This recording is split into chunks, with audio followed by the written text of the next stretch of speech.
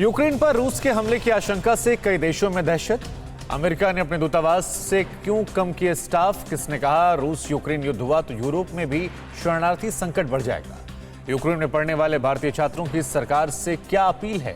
रूस और यूक्रेन के बीच युद्ध की आशंका से फैले डर की खबरें दिखाते हैं टॉप 9 दहशत। यूक्रेन पर रूस के हमले के डर के बीच कई देशों में दहशत साफ देखी जा सकती है। 15 से ज्यादा देशों ने अपने नागरिकों को यूक्रेन छोड़ने के निर्देश जारी कर दिए हैं। युद्ध के हालात के बाद में यूक्रेन से निकलना मुश्किल हो सकता है। वहीं यूक्रेन में कई देशों ने अपने दूतावासों में कूटनीतिक स्टाफ की संख्या में कटौती शुरू कर दी है। रूस यूक्रेन के बीच युद्ध की आशंका पर अमेरिका एक्शन में आ गया है। अमेरिका ने यूक्रेन एम्बेसी से अपने स्टाफ को वापस बुला लिया है, जिसके बाद अब यूक्रेन की अमेरिकन एम्बेसी में स्टाफ की संख्या घटकर 22 हो गई है। स्टाफ की संख्या घटाकर अपने देश और अपने नागरिकों को कम से कम खतरे में डालना चाहते हैं।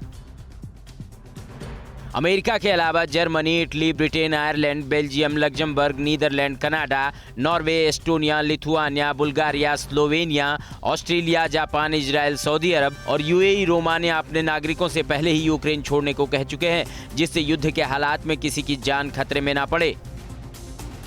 रूस और यूक्रेन के बीच संभावित युद्ध के हालात के बावजूद कीव के निवासी चिंतित लेकिन शांत नजर आए। युद्ध की चेतावनी के बावजूद देश की राजधानी के निवासी अपने दैनिक जीवन के कामकाज करते नजर आए। महीनों से बढ़ते तनाव के बीच लोगों ने खुद को हालात के हिसाब से ढाल लिया है। वहीं उन्हें उम्मीद भी है कि आने वाले 10 दिनों में तय हो जाएगा कि इस संकट का शांतिपूर्ण हल निकल पाएगा या नहीं। रूस और यूक्रेन के बीच युद्ध के हालात को देखते हुए यूक्रेन की यूनिवर्सिटीज में पढ़ रहे भारतीय छात्रों में देश लौटने की जल्दीबाजी दिखी।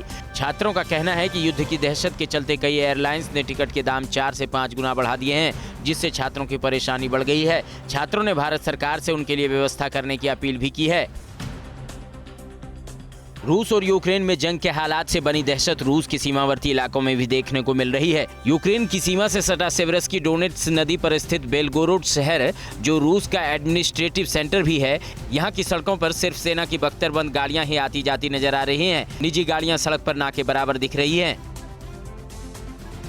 रूस और यूक्रेन के बीच बने जंग के हालात को देखते हुए विश्व बैंक ने अपने कर्मचारियों को वापस बुलाया है।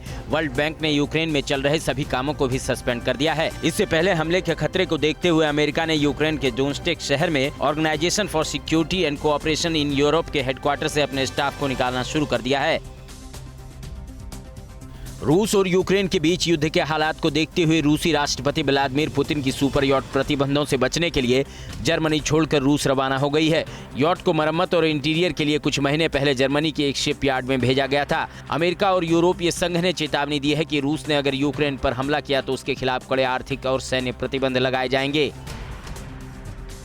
रूस और यूक्रेन के बीच हंगरी के पीएम विक्टर ऑर्बान ने कहा है कि अगर दोनों देशों के बीच जंग होती है तो पूरे यूरोप में शरणार्थी संकट भी बढ़ेगा। हंगरी के पीएम के मुताबिक यूक्रेन पर अगर हमला होता है तो अधिकांश शरणार्थी उनके देश की ओर रुख करेंगे। इसके अलावा उन्होंने इस संकट का शांतिपूर्ण समाधान खोजने की भी अपील की है। परवाह देश की, सोमवार से शुक्रवार रात 10 बजे TV9 भारतवर्ष पर।